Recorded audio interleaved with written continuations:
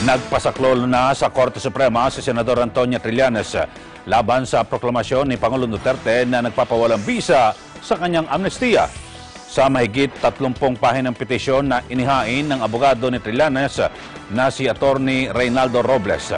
Inilig ng Senador na magpalabas ang Supreme Court ng Writ of Preliminary Injunction o TRO para pigilan ang implementasyon ng Proclamation 572. Si Erwin Temperante sa detalye. Naniniwala pa rin ang kampo ni Senador Antonio Trillanes IV sa Korte Suprema na paiiralin nito ang proseso ng hustisya, partikular ang demokrasya sa bansa. Ito ang dahilan kung bakit dumulog sa kataas-taasang hukuman ng Senador upang kontrahin ang Proclamation No. 572 ni Pangulong Rodrigo Duterte na nagsasabing walang bisa ang amnesty na ibinigay sa mambabatas ng nakaraang administrasyon. Isa pa sa kinokontra ng kampo ng Senador ang atas ng Pangulo na arestuhin ang Senador base na rin sa nilalaman ng naturang proklamasyon. They're trying to arrest a sitting senator without a valid warrant. And they know it.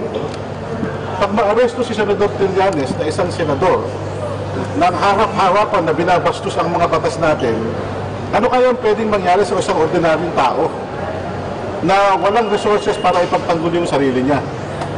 Nakakatakot ito, nakakapangilapot. Kaya ang problema natin dito, we are addressing this to the Supreme Court and we are hoping that manindigan sila para sa ating bayan. Yung kalayaan na natin mismo na mamuhay ng mapayapa at according to the laws.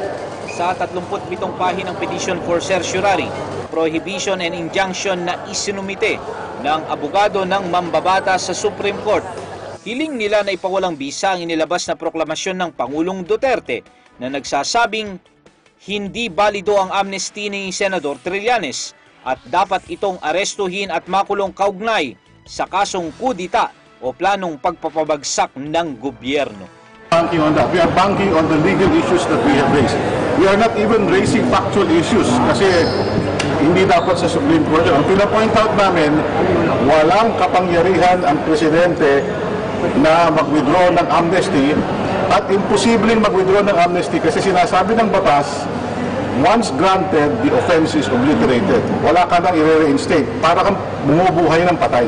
Tiniyak naman ang kampo ng Senador na susunod sila sa makatwirang desisyon ng Korte Suprema patungkol sa kanilang kahilingan. Bago dumating sa Korte Suprema ang abogado ng mambabatas, ilang bilang ng mga taga-suporta nito ang nagsagawa ng maikling programa upang tulig sa inrin ang naging proklamasyon ng Pangulong Duterte laban kay Senador Trillanes. Batay sa nakasaad sa proklamasyon ng Pangulong Duterte, inaatasan nito ang Justice Department at Court Martial ng Sandatahang Lakas ng Bansa na ituloy ang lahat ng kriminal at administrative charges laban sa mambabatas kaugnay sa Oakwood Mutiny at ang tinaguriang Manila Pen Siege. Inaatasan rin ng PNP at AFP na hulihin ang mambabatas ayon sa lahat ng legal na pamamaraan. Para sa Eagle News, Erwin Temperante. I'm 1 with 25.